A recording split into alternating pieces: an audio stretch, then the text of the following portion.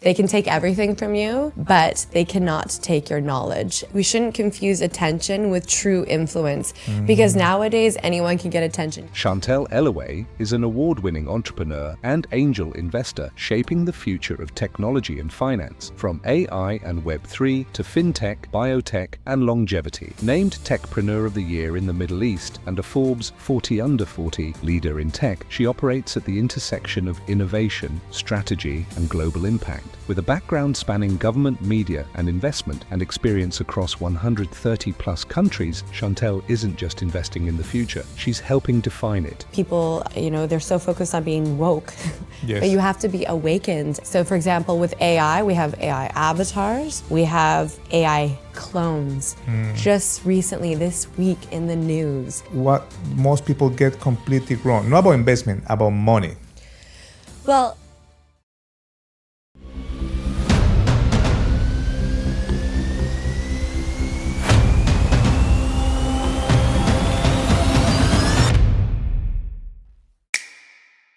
Welcome to The OGs, powered by Pepperstone. Today we have Chantel Elloway. Thank you so much for coming to the show. thank you for having me. It's a pleasure to be here. I want to say buenos dias. Buenos dias. Chantel, you are the first female guest in the OGs podcast today. I am? Okay, that's amazing. I love that. Bravo. Thank you for having me, truly. I love to be the first, and it's always important that you don't need to always be the first, but you definitely don't want to be the last. Yes, that's true. And we're going to have a lot of guests here, though. So, Chantel, let's just go straight to the point. You are one of the people that I know who has been into politics, media, PR, Web3, AI, biotech, and succeed in all of them. What is the secret, and how do you stay effective while operating at that level across so many industries? Yeah, so I'm an entrepreneur and investor, and I worked in government, politics, film and entertainment, blockchain technology. Well, the secret is because I know my mission, my calling, and my purpose. And a lot of people don't know it. And I discovered this at an early age. And it's because I've always been curious and I'm always reinventing and innovating. And I think to just limit yourself to do one thing your entire life is beautiful, but also I feel like we are built with so much potential within us. And I always knew this, so that's why I am continually learning. I dedicated my life to, always evolving and educating myself every day. So lifelong learning is very important to me. I've always believed in education. That's why I have multiple, degrees, diplomas, and many things, because I believe that education is the one thing that no one can take from you. They can take everything from you, but they cannot take your knowledge. And for us as humans, our intuition and wisdom above all is the most important thing, of course. The most important. Okay, let's talk about intuition, but let's talk also about mindset and discipline. Mm-hmm. If tomorrow you lost your entire network, oh wow, your title, your accolades, your Techpreneur of the Year, 40 under 40, and had to rebuild from zero in the UAE, what the first move you will make? And why? Well, what's interesting is you're giving me a hypothetical question, but I actually had to do that. Okay. So as someone who came from Canada, and I had this identity where I was doing this and that, and I was so certain of who I was. I went to school for so many different things, and I'm like, okay, this is who I am. Mm-hmm. When I moved here, it was in the beginning of the pandemic. Okay. The very beginning. And I remember that I had to pivot, and everything that I thought I knew about myself, I had to reevaluate, as many people, and I had to change. So I had to forget everything I knew and rebuild and start from fresh. Like learn and learn again. Yes, so running a PR agency, many of my clients were in hospitality, and they were hotels. So a lot of these contracts were frozen. And I remember sitting there in the hospital, and I'm like, what am I going to do? Because I had COVID, and I had pneumonia at the time. For a month, I was in the hospital. Wow. And I was asking myself, like, what am I going to do? And I remember that I just had this epiphany that when I get out, I'm going to create impact, and I'm going to do something. And I knew about crypto and all these different emerging technologies for so many years. I have family members and friends, of course, that have been in the space. But I remember, I'm like, you know what? I'm going to seize this opportunity. And one of my things that I always love to say is when people were panic selling, I was panic buying. And every day I was educating myself. I went back to school online, and instead of just sitting at home and living in a fear state, I said, I'm going to just go with the flow, and I'm going to go, and I took a computer programming course. I enrolled in a Harvard course online for entrepreneurship. And I said, so when this is all over, I'm going to invest in something, and it can only go up from here. It can always only go up from here. And I mean, not always, but it depends on which lens you're looking at it from and which vantage point. And I believe my secret is just my resilience. Yeah. And it is always just tuning out the noise. I'm very good. People call me Groot. Yes, you know Groot? Yes. So it's funny because people say that when there's chaos, there could be fires and earthquakes and storms. I'm that one person that's like centered. And I'm that one person that's like, I don't want to say I'm like a cheerleader, but I'm that one person that's like, I can center other people. Okay. And I think it's really important to stay grounded and remember everything that you stand for and the reason you're here. And I'm here to serve others. And I'm here because my calling, I know, is from a higher power. So you just have to remember that sovereignty and remember that you don't define things are not defined, I guess, by others. You get to have the power to define yourself every day. So no matter what happens, I remember that I'm like, okay, I'm not going to let things happen to me. I'm going to say that they are happening for me, and I'm going to embrace that they're happening for me, and I'm going to transform what's happening into a way to grow and evolve and give back. Yeah. Before we carry on, I want to take a moment to thank Pepperstone for supporting the OGs.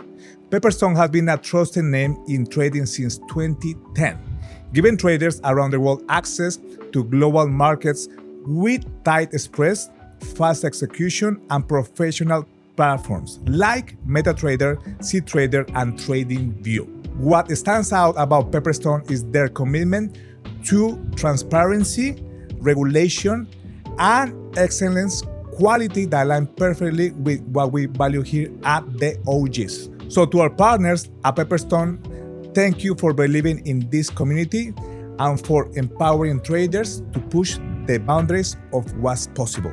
Now, let's get back to it.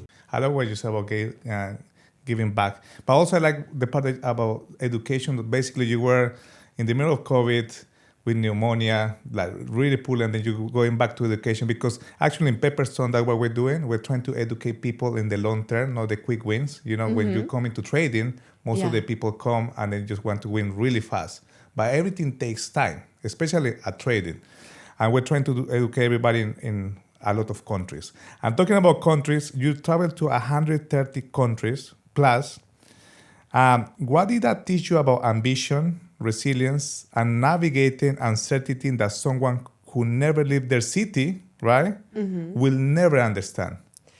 Well, it's kind of like being an undercover boss. So I've always wanted to be an undercover boss. There was this show once, and I think I've only seen a few episodes. We saw also the Secret Billionaire, right? Yes, I love those. Grant Cardone was there that you introduced me to Grant. And that's the trend now, is being like a secret shopper, and there's apps being created because data is everything. Data is the new way to monetize everything, of course, as we know. So they're getting people to fill out surveys and input this into CRM and different inputs, and they're getting all this real-time feedback. So for me, I believe that it's important to have that, and someone who has traveled, I have the undercover experience where you can be anyone that you want in any country, and the best thing is to be yourself. So I love from places in Africa where no one knows you. It's not about, how you present yourself online. It's just being real. I love being in nature and just being grounded and connecting to nature. So I love that you can go into any boardroom. You can be in a country that has been at war, that is going through a major shift politically, and you could just learn from people. I learn and I'm on ground. So the conversations that I have, the rooms that I'm in, is not something that you would get from any news or book that you read or movie that you see. There's so many misconceptions about so many cultures and faiths, and when you go there, you're like, what? It is one of the most beautiful places or countries, the people. This is not what I'm being fed. And I think that's really important, is that we are conditioned and programmed, whether we like it or know it or not. Once you realize that a lot of what you know, and the more you know, the more you realize you don't know. And I realized this when I travel, is that, I was told so many things and I was taught so many things, but you have to remember that you have to learn for yourself and rediscover things. So I've always just tried to take on that responsibility as a human. And when I travel, I'm accountable for what I absorb in the media and in society. And I just love learning from everyone, because I feel like we are truly borderless. We're all human beings. I actually say that we all walk the same ground. We just wear different shoes. Different shoes. I like that. Yeah. We have to put a quote. We can tell. Now, let's talk about something more deep. Let's talk about markets, tech, and innovation. Let's talk about investment opportunities. When you evaluate an investment in AI, web, or biotech, I know you're very keen to biotech, what are the first 3 non-negotiable signals that you look for before even considering writing or investing? That non-negotiable signals. Okay, well, when I'm looking at an investment, I look at the people behind it. Of course, as we know in blockchain technology, some of it is, we don't know who's behind it, right? It's anonymous. But I think it's important to know the people. So I actually go to a lot of conferences and I meet the developers and the teams behind the projects, because when I'm investing, you're of course investing in people. I want to know, are they volatile? And I believe that in many of these sectors, they're emerging and they're innovating every day. So you have to embrace that volatility. I say volatility is vitality, in the sense that it's what keeps things going, because if it was just like this, no one is that interested. Yeah. You forget things, and it keeps you interested. It makes you want to learn and read the news and know about things when it's a little bit volatile. And you have to be able to handle volatility in order to truly reap the rewards, because they say without certain risks, there's you don't get that reward. So I would say the people first. Is it scalable? Of course, I think it's really important, because if it's not scalable and anyone can do it, why would I want to invest in it, right? And what is and also the core values behind that scalability. If it doesn't align with my ethics and my values, I won't. And then I would say the third thing, it's the timing. The timing is really important. Sometimes the world is not ready for certain technologies. There's a lot going on in the world now. I think some people are scared right now. It is, yeah. Because they don't know what to expect. And I think it's important that's why it's important to educate yourself. And I think timing, if the world is not ready for a certain technology or innovation, then you're going to have a lot of pullback. And I think that's what we're seeing with the markets is, you were talking earlier about, being, it was like I feel like we're on a race. Yeah. And there's a macro race where you have different countries that are racing to be number one in AI and tech, and they want all of the data, right? Yes. And then we have on a micro and mass level, all of us humans, there's on an individual level, we're in this race. And I feel like we're like, with all these sectors that you mentioned, it's not a sprint, it's a marathon. And I feel like we don't realize what marathon some of us are running in, but I feel like at the end of the day, what we want is we want freedom, we want sovereignty, and we want certainty. But the thing is that you don't get certainty all the time. So I think that's what I love about the space that we're in. How I met you was in the blockchain space. Because what I love about it is that with everything that happens, there's different roadblocks and different things that happen. When you're a marathon runner and you're training, it's kind of like, I compare the markets to like, you know how there's the Fibonacci? Yes. So as a trader, so the Fibonacci, I feel like it's like a reflection, and it's the essence of the collective's breath. So when you see that the markets are down, it's almost like the collective of all of us humans, we're like suffocating. That means that there's something that's about to happen. So it's this contraction and expansion. Yeah. And I feel like right now we're like in this place where we're like, oh my goodness, I feel like I'm suffocating. I don't know what's going to happen. But there will be air. I say we're going from quantitative tightening and potential quantitative easing soon. And I think there's going to be some really exciting things ahead, because if those money printers go back on, we all know what happened, and it'll be interesting. I think there's a shift of hands right now. We have infrastructure that is changing. We have new financial infrastructure. We have new digital infrastructure. We have so many things. We have digital currencies, digital ID that's getting rolled out. Yes, I know, in some countries. Yes. Yeah, and it's going to be in more countries soon. Yes. And then, and I think people want privacy infrastructure as well, because as things are going more, I think the next wave of things are as more things are getting centralized, people are going to want more decentralization and privacy and self-custody.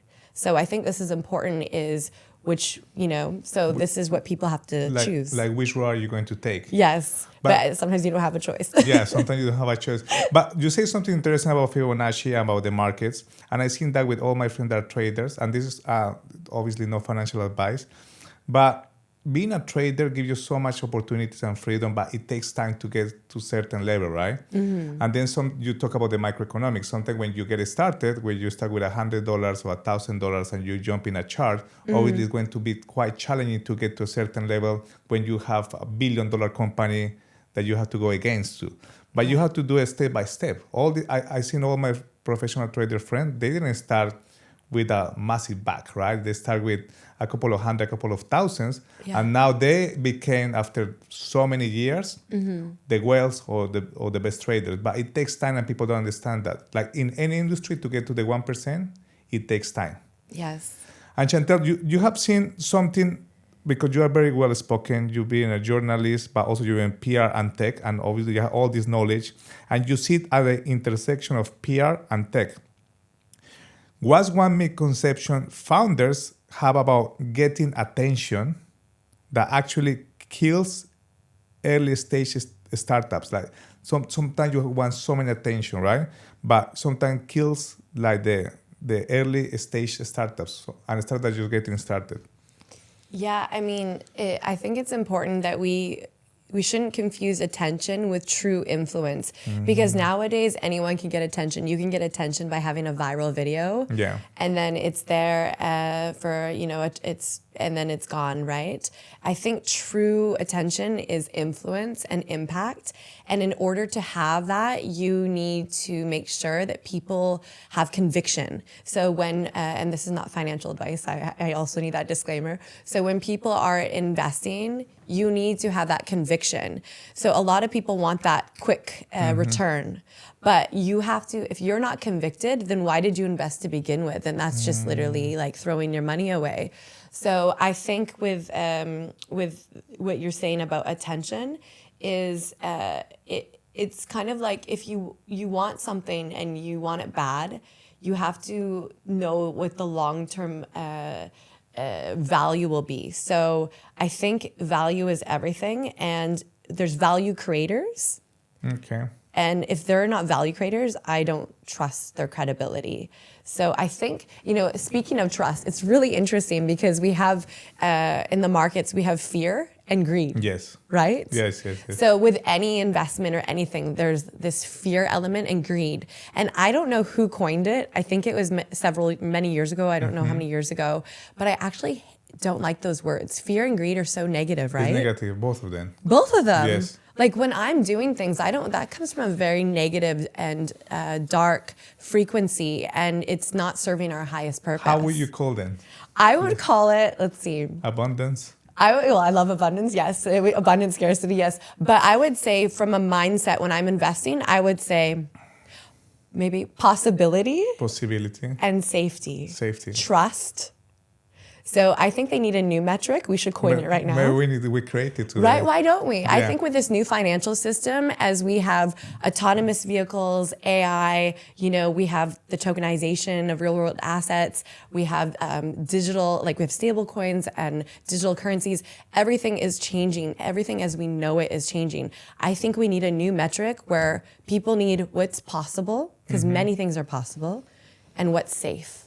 Because our whole world will shift in the next 5 years, maybe 5 months. Both. Possible and safety. And you talk about so many sectors right now, right? Autonomous car, AI, blockchain. But which high growth sector do you believe is overlooked right now that nobody's paying attention? And why do you think retail investors aren't paying attention yet? Well, as we know, there's a huge liquidity problem going on right now. And it's been going on for a while. And the thing is like, where's the money going? Where is it shifting? And where is it going to go when we have potential quantitative easing? So these are the questions. And I think we have a few hints going on. Okay. And I have a few ideas. But I think, and don't hold me to it if this doesn't happen. Chantel, personal opinion, of course. Yeah, personal opinion, not fact and not financial advice. Yes. Okay, so so of course, as I was saying earlier, the tokenization of everything. We have the tokenization of real estate, then and of real world assets, and I think we have the ETFs, and then we have treasuries. So the tokenization of treasury ETFs and treasuries in general, I think is going to be. That's where everything is going. Yes, I think so, because we have gold that is thriving right now. Yeah. Gold-backed stable coins. I think that there's going to be a huge shift next year. There's going to be many jobs that might be impacted as AI becomes more adopted. Like we just saw like 30,000 in Amazon. 30,000 jobs got taken. Yes, and I think why it's important is this conversation is so important. Like if anyone's listening to this, I would encourage you to learn, because some people many I'm talking to, even people in the space, like I just spoke at an AI conference and I'm very heavily in the space. And the reason for that is because, I was saying, and it is a quote, life happening for you or to you is, don't let things happen for you and you're just sitting back. A lot of people, they don't vote because of this. They say, oh, well, they choose the same politician every time and it's always the same. No, with that mentality, this is what separates the people who are gonna, not thrive and the ones who might be left in the dust. And it's important to take responsibility, accountability, and use your power, your sovereignty, and take action. And that is learning to get involved. And so whether we like it or not, these things are happening just like the internet happened. Yeah. We have to embrace these technologies and go with the flow and stay knowledgeable of what's happening. So what I do is I am very involved. And the reason for that is because I'm now using these tools to amplify everything that I'm doing and monetize it. And some people are afraid. They're like, I'm scared, it's gonna do this and that. It's like, no, this is one lens. Shift it and look at it as a way where you can amplify what you're doing, you can monetize it, you can scale what you're doing, you can use AI to scale what you're doing in your business. Okay, and if you are not using AI, then you're missing out. It could possibly replace many white-collar jobs, as they're saying, by next year. But also it's happening in trading as well. Yes. There's a lot of new AI techniques to use at trading. Now let's talk about something that is it's like we're in a good state to talk about this. Is having worked in both government and high growth tech. What trend or geopolitical shift do you think will shock people in the next 5 years? A part of AI. Well, as we know, and we mentioned earlier, the whole digital ID thing. I believe everything is going digital in order to, and this is a fact. It's in many countries they are adopting this, and if you don't get on board, then it could impact your job. Yeah. So this is the thing is, I think there's going to be a lot of regulatory shifts with this. Many things are going to be if you're going digital, that means you have to embrace these technologies. And I think one of the things is, that you're going to see robotics. We mentioned AI, data centers, compute, everything's energy. So energy, you have compute, we have blockchain technology, AI. These are the things that they're going to be, right now they seem new and but they're going to be part of everything as we know it.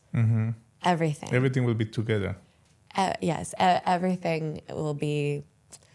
And these are not my words. These are a lot of people.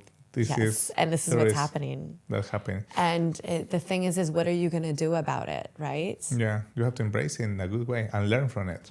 Yes, and take charge. And so I think that this on one hand is happening, but as I was mentioning earlier, I think privacy is happening. People want to still have their power, and I think it's important that people claim that power, and that is self-custody.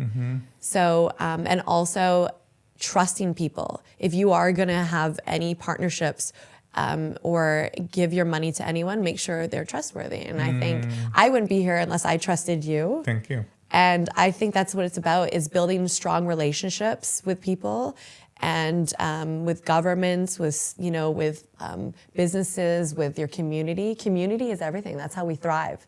So trusting your community is what we need now more than ever. You mentioned something about digital identity and community and trust. Something that I'm really proud and bullish is about how the UAE put together the whole identity, right? Like with the Emiratis ID. At the beginning, you're too confused, like, why I have to have this for everything? But once it works for any service, for banking, for anything, to go to a hotel, for example, you're checking with that and all your data is there, but it makes you safe. So that's something that I like from the UAE. There are digital innovators in this part as well, that you feel, okay, they have all my identity, but I feel safe in some way as well. I love that from the UAE. I love it too, because so again, there's all these misconceptions about certain things.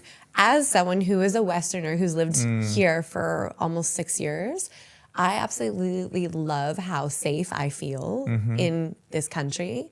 It is the safest. I think it's been the safest country for several consecutive years, especially Abu Dhabi, where I'm based. It is the most beautiful country. I feel that because you feel so safe and protected, and also there's so much support for entrepreneurs and for those who want to invest, and they're investing. They're even investing in my country. Okay. Like, the reason I live here is because I want to be able to one day be in a position where I can give back to my country. They're doing that as well. Oh, really? And they're helping many countries around the world.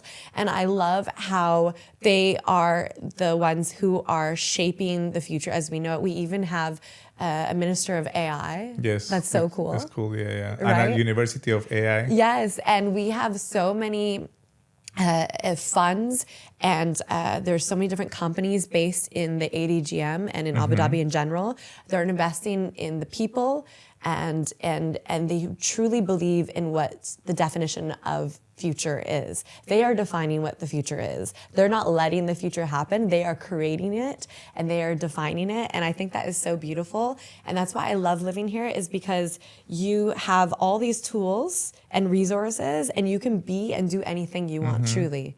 And that's probably why you are here too, right? Yes. You lived here longer than me. Yes. Okay, let's talk about Abu Dhabi and Dubai, because obviously I live here, but you've been living in Abu Dhabi most of your time since you've been here. Why Abu Dhabi? And many people choose Dubai because you know it's a fast pace and everything is here and everybody knows the Burj Khalifa and the Burj Kharab and like all the entrepreneurs live here. But Abu Dhabi, I was recently with Alvaro from Circulo in Abu Dhabi, and he was showing me why he moved from Dubai to Abu Dhabi. And I understood like one is like it's more calm, right? Like it's not that fast pace. Like if you want to just chill a little bit, you go to Abu Dhabi. But also all the, let's say the local wealth is there and all the decisions are made in Abu Dhabi. So why Abu Dhabi? And when somebody asks you, hey, shall I move to Dubai or Abu Dhabi when I move here? What will you tell these people? Yeah, it's interesting because a lot of my friends from the West are like, where should I move? And I'm like, if you're going to think of going to the GCC, whether it's Saudi or Qatar or, Abu Dhabi, Dubai, any of these places, you want to go somewhere where you have the most support for what you're doing. And they're all wonderful. I've done and I've spoken at many events in all these countries, and I have many friends in all these countries. And I think it's very prosperous, and they support many people and they invest. And we're seeing many of the markets opening up for different people from all over the world. Now you can see that, for example, Saudi is opening up the markets for people outside to now invest in real estate. Mm-hmm. And then you're seeing, in Qatar, there's many companies that are investing, venture capitalists that are investing in different projects. But what I love about UAE mm-hmm. is that they have been doing this way longer. They are the top. The reason for this is because they see things before it happens. They are the blueprint for everything that we see. The infrastructure that they're building for entrepreneurs and for people who want to leave their countries and start fresh and for a new life, like you were mentioning earlier. What would you do if you woke up one day and you had zero? Sure. I think that if that happened in this country, of any other country, it would actually be the best thing for you. Okay. It would be like winning the lottery, truly. We don't gamble, haram. yes. Vice expression, yeah. We take calculated asymmetrical risks. but I think what's beautiful, although they actually are bringing casinos to the UAE, yes, that is true. So I think that's what I love, is that they're open. It's not just this old mentality. It's embracing the new. And what they're doing is they're taking all the beautiful things. Like, I love how they took all the best restaurants. Like, you said, you traveled to over 130 something mm-hmm. countries. I love these places because they have the best restaurants. They have this and that. The UAE has brought the best hotels here. The best restaurants here. The best people. The best people here. Yeah.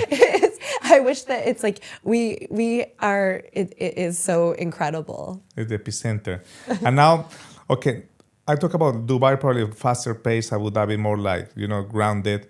But let's talk about investment, like similar. You invest in fast-moving markets like Web3, but also slow burn industries like biotech and longevity, right?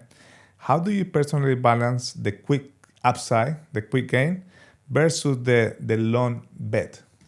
So before, it was about trends. So I have been in the space long enough to know that back several years ago, that was actually how you made the money, mm-hmm. was the quick ones. But it wasn't just the quick ones. It was like when you did the quick bets and trades and investments, you have this opportunity where you can earn very high yields. Mm-hmm. It's all about the yields and the compound interest, as we know. Yes. And I think that when things compound and you stake it and you earn these high yields, this is what attracted many people, and the nodes and the validator nodes and all this. And it was the community, and I think there was way less projects, and there was more.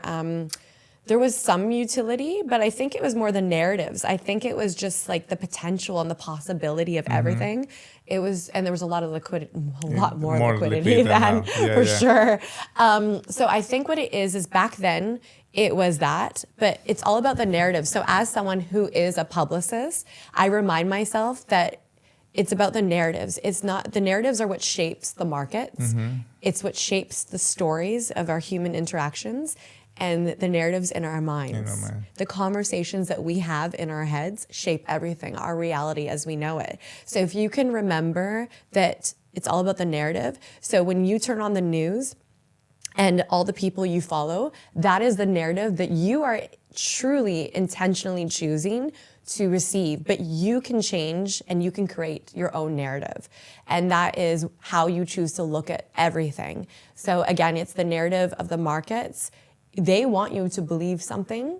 I look at it from another angle. So as everyone is in that fear state, remember we were talking earlier about fear and greed? Yes. They're in Possibility. fear. I'm thinking possibility. Yes. I'm trying to get out of fear because you have to operate at a higher frequency in order to serve your highest good as a human here while we're alive. And now, obviously, you say you're a publicist, but let's talk about money. Because one thing is about investment, but the other thing is talking about money. What have you learned about money after working all this industry that you've been, right? Like PR, tech, real estate, politics. And what most people get completely wrong? Not about investment, about money. Well, it's interesting because as someone who is very spiritual, I was told growing up that, money, it's so cliche, but money is the root of all evil and all this stuff.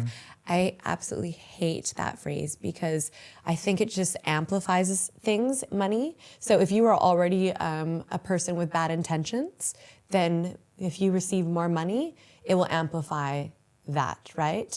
But if you're someone with good intentions for the world and for what you're doing to impact the world, it will amplify that goodness. So I think what I love about money is that it is an energy, but money is shifting. We're going from the fiat system to a digital system. So you have to remember that as it's energy, we are now going from something that can be tangibly printed but backed by nothing. Yes, nothing.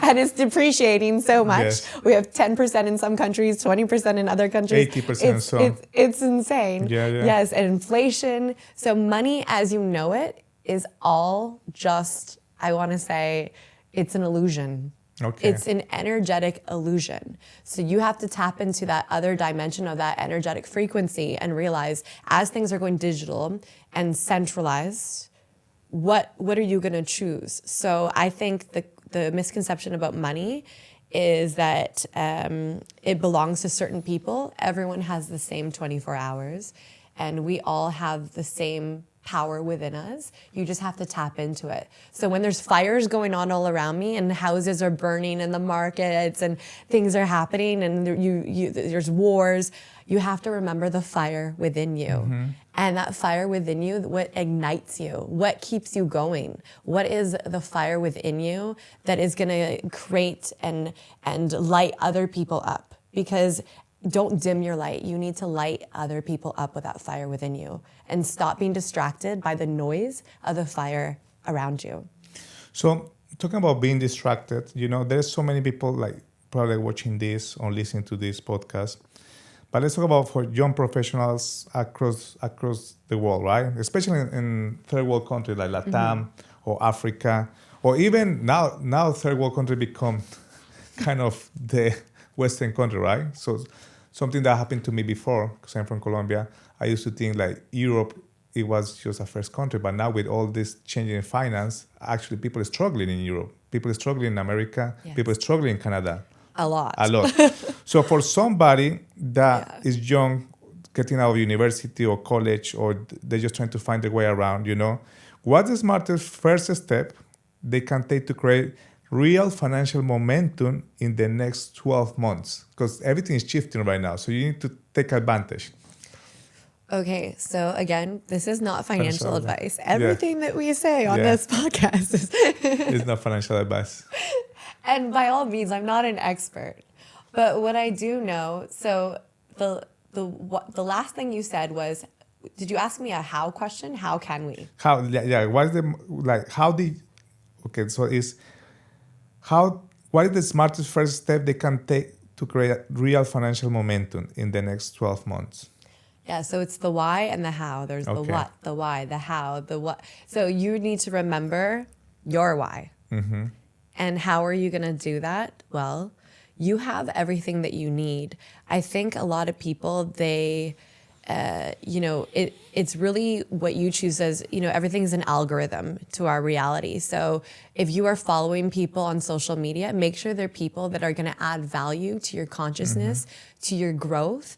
I always say if something doesn't help you grow or glow, just let it go. Let it go. Yeah. So if it's not helping you grow and evolve as a person, financially, emotionally, spiritually, on any level, then let it go. If it's not helping you glow, if the content that you're consuming is making you depressed, scared, giving you anxiety, let it go. Let it go. Because there is nothing that you're gonna learn that doesn't already exist. We're humanity. There has always been sorrow, pain, war, trouble, disease around us, right? So we have to remember that we have the power to shift whatever is going on and create our own reality. And that is, how can we turn all these negative things into a positive thing? So as we're talking about money being energy, I say that if money is energy and when someone gives you negative, anything negative, you could either absorb it, okay, and consume it, or you could, when the negative comes at you, you could transform it and turn it into something positive. Okay. Or when someone gives you something negative, you can transform it, or you can keep it, and you can give it back even more. So I'm noticing a lot of negativity, and then people are getting that momentum and they're giving back the negativity. So you have the power to turn anything negative that's going on, whether it's the markets and a lot of people have lost a lot of money in the last several years with all the different dynamics that are changing. Turn it into something positive. Use your skill sets to learn, to teach, to inspire, to empower. I promise you, the more you give back, the more it will come back to you in other ways, even if you have nothing. That's what I love. When I traveled the world, there's so many people I have met that have absolutely nothing. And they're happy. They're not just happy, they're thriving. I remember I was like in the middle of the Caribbean somewhere, and I was in this truck with this guy, and he was playing the song "Don't Worry, Be Happy," and it was such a reminder. Like whenever you feel like so lost, and because there's so much uncertainty, the one thing certain that you have is you. And you have that power to change your frequency and use your voice to amplify all the good in this world. I love that. And now, okay, the last 10 years have been, since 2015, 2025, it has been life-changing for most of us. But you achieved more in one decade than most do in a lifetime. Thank you. What's the moment that you are least proud of, or how did that moment shape the version of what you see today? So basically what we were talking, turning the negative into positive. Yes. So a moment that I'm least proud of. I think I had a huge identity crisis. I'm not going to lie. We talked about all the positive things, but also when I first moved here, I actually I had an identity crisis because of the programming that I had. I remember that, as children, we go to school, we learn certain things in our textbooks, we learn about different countries. We learn, okay, if you go here or there, this will happen to you. So I talk to a lot of people, they're like, I'm scared to go to this country because it's not safe. I have been there as a woman who's traveled alone, and it is more safe than anything.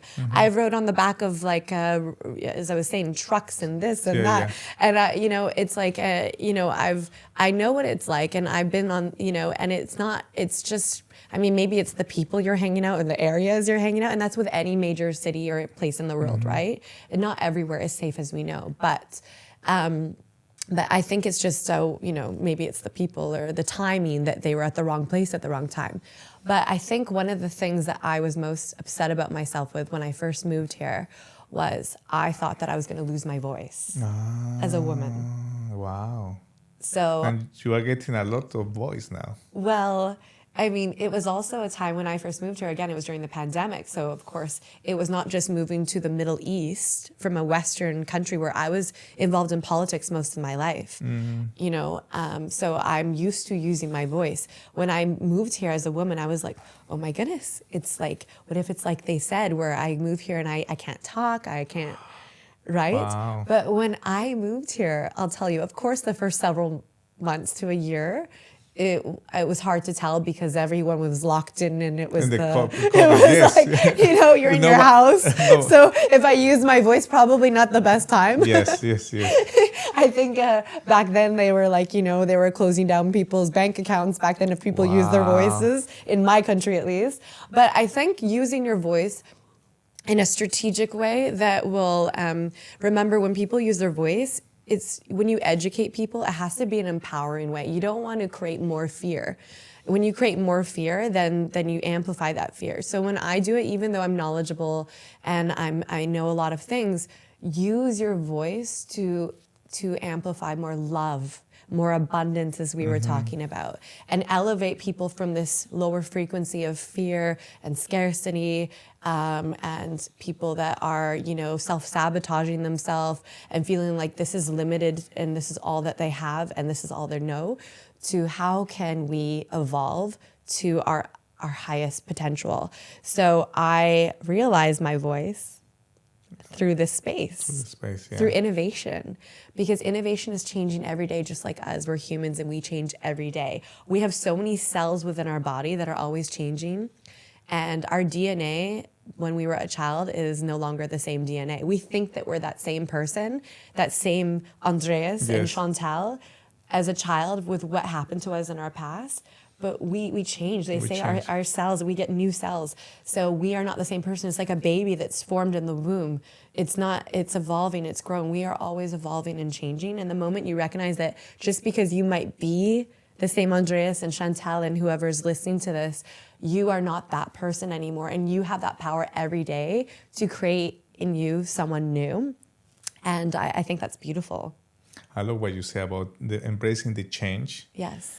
Because obviously we are the OGs with Pepperstone, and obviously this is about community of traders, but traders also need to embrace changes, you know, geopolitical, or they have to check the microeconomic. So it's constantly changed. The chart for me is is like a whole organism, right? When you're trading, when you see the charts, the whole it's alive. You have to read it to understand how to jump in and jump out, which I love. And now talk about something that it probably happened in the region, but let's talk. I like to talk about AI, Web3, and biotech with you a lot, right? So, but these three industries attract a lot of influencers and thought leaders. What's the biggest lie people are being sold in these industries right now? Well, I want you to go first because I know this is a question for me, but you have a smile on your face. So intuitively, as a woman, I feel like you have something at the tip of your tongue. So I believe, look, AI right now is getting oversaturated, right? Like all the money is going there right now. But I won't mention the companies, but all the money is rotated between three companies, right? And everybody's going crazy. But what people haven't realized, all of these companies in AI, Web3, or biotech, they need energy supplies. So that's what people is not being told. It's not like they're being lied, but people are not thinking about the energy part.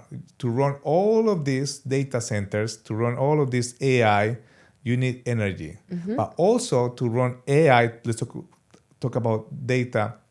Actually, I was interviewing Dr. Max Lee from Columbia University, if I'm not wrong. Yes. But he actually created the program at Abu Dhabi University for AI. He was telling me that it's not only energy, but also the AI, it needs more data center, it needs to absorb more data. And that's why we are the best data providers through the LLMs like ChatGPT, and we keep feeding this data to all of these centers. So that's something that we haven't been told. We're just robots ourselves. You're going and type in, hey, what can I cook for today with AI? Can you tell me what is the best way to Abu Dhabi from Dubai? Can you book for me the best places in Rio? And we're using AI for that. Like we used to use Google, and they're using us basically to put all of this input, right? But also the energy part is something that they're not telling us, or not many people know that we need all this massive energy to keep feeding these industries. Yes, I agree that, it's energy and compute, like the AI, blockchain. Those are like the four big things. And, precious metals, of course, as we know. But the thing is so where I live, we have self-driving cars in my community. I live in the Okay. art district in Abu Dhabi. Wow. So next to all the major museums. And we have this. And then, I think what is interesting is with autonomous vehicles and you have robotics where we're going to have robots playing sports games and things like this. But I think what they're not telling us Yeah, why they not telling us? is this is the thing.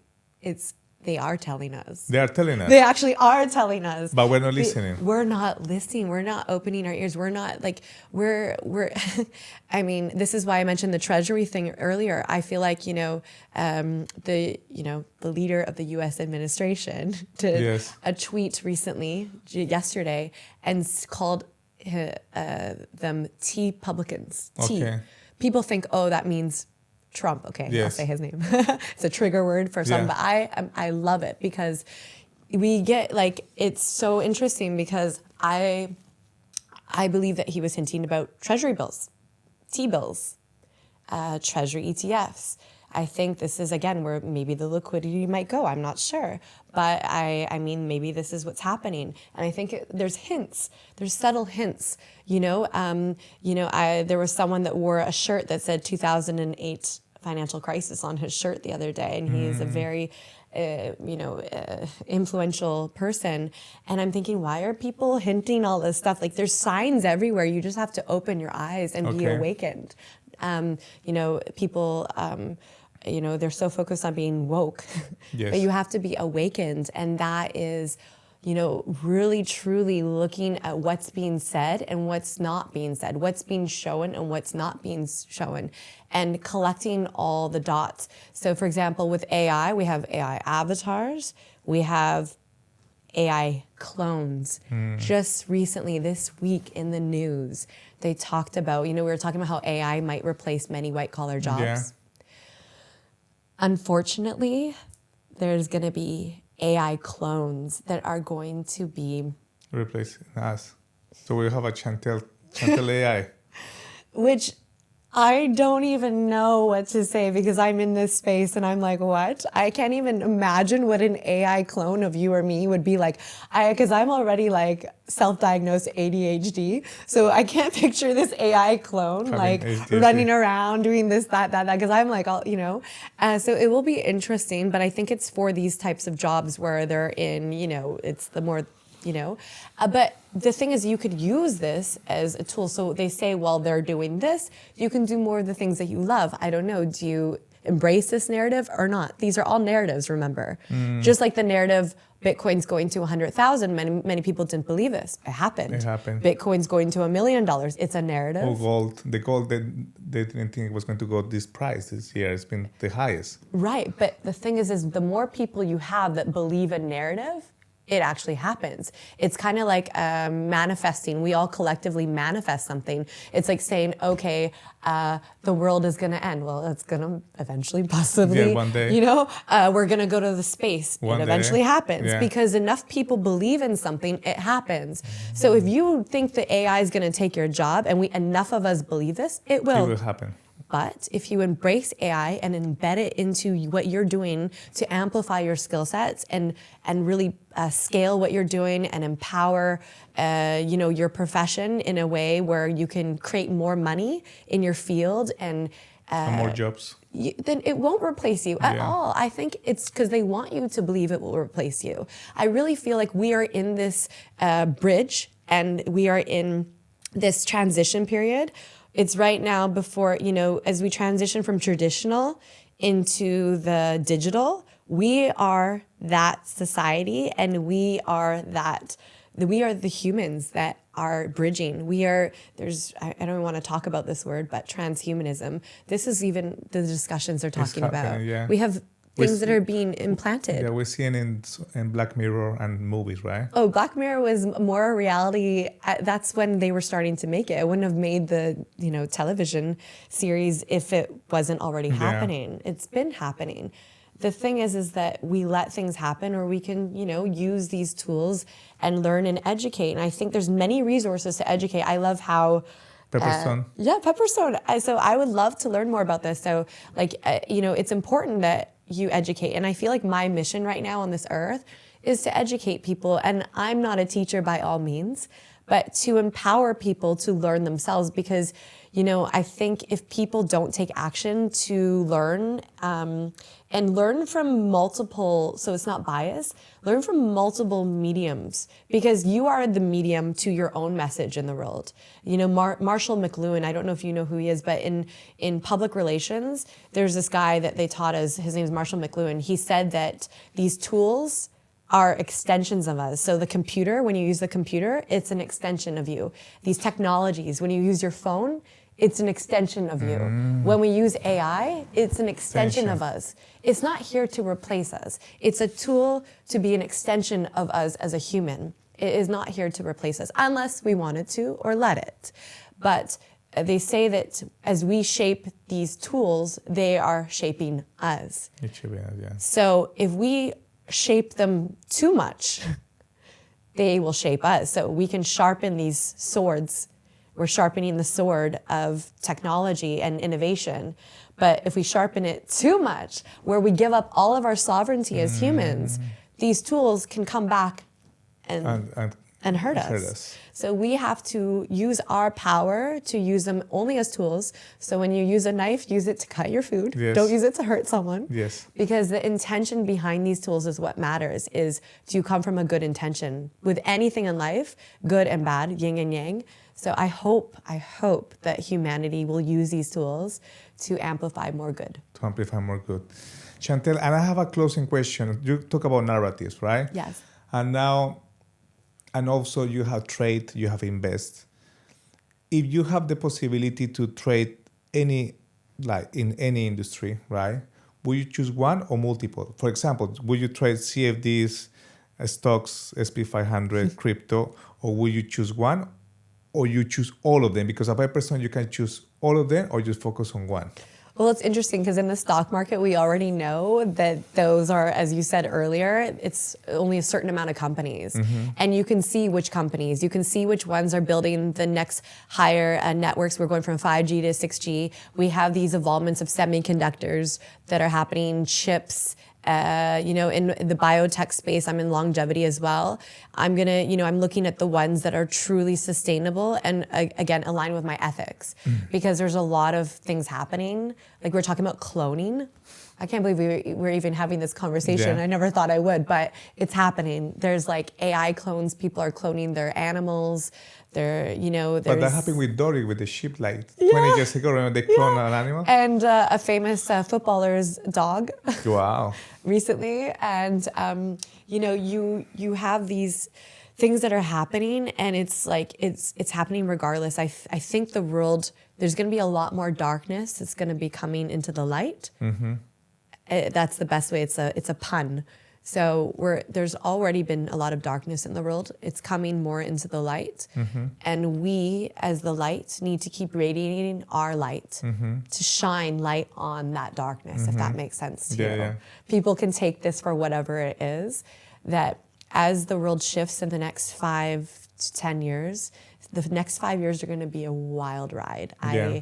I say this with confidence, and also I'm trying not to live in the fear mindset, but I think we need to embrace these so we can either invest in these innovations and make sure they align with your values. So if you're going to invest, make sure you're with conviction. Know that if you are putting money on this, it's not going to just make more money for you and buy you a house and put your kids through school. Remember what you are adding value to. So are you adding value to something that will drive more fear, or more love and abundance and peace and light and love into this world? So these are all questions about a human's integrity and their value systems.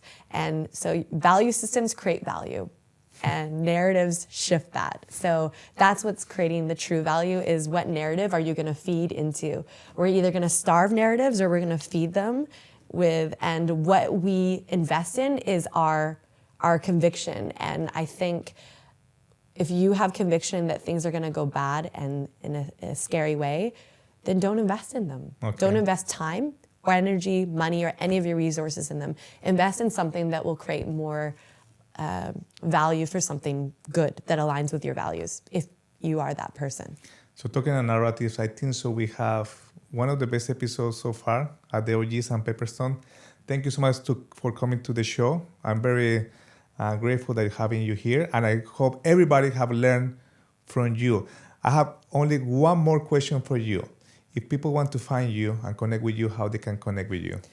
Well, I feel like, sorry to get so like deep and stuff, but we actually are already connected. All of us are connected. I know you're probably like, oh, but it's true. We're all connected. We all are from the same, I believe, are from the same source, and we have to keep tapping into that source. So whether you believe in a higher power or into something, I believe that there is something beautiful and bigger than all of us. So I'm on a social media perspective, Yes. I'm at Chantel_Elloway, but we are all connected. And just remember that in everything that you say and do, we are connected. So make sure that whatever you do creates the ripple effect for something that will create more positivity in this world and influence people and impact them. Chantel, thank you so much again. And thank you so much for watching and listening. And I'll see you in the next episode of The OGs with Pepperstone. Sounds Bye-bye. good. Thank you. A plus.